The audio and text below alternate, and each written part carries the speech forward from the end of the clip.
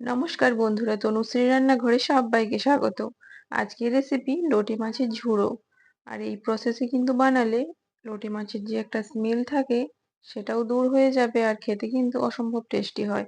তো এখানে আমি 500 গ্রাম লোটে মাছ নিয়েছি, দিয়ে দিলাম লবণ, হলুদ আর দিলাম লেবুর রস দিয়ে ভালো করে মেখে নেওয়ার পর কড়াইয়ের মধ্যে খুব সামান্য পরিমাণে জল দিয়েছি। জলটা ফুটে আসলে তারপর মাছগুলো দিয়ে একটু সেদ্ধ করে নিতে হবে মাছগুলো।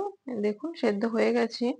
জল থেকে ছেঁকে একটা পাত্রে নিয়ে নিয়েছি। এবার মাছের থেকে কাঁটাটা বের করে নেব।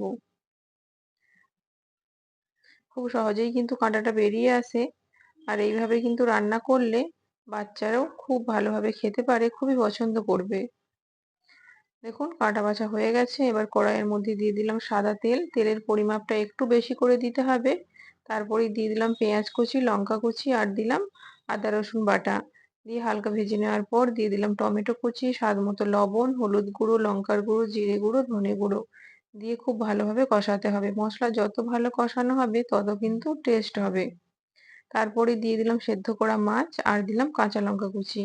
দিয়ে এবার মশলার সাথে খুব ভালোভাবে মিশিয়ে নিতে হবে।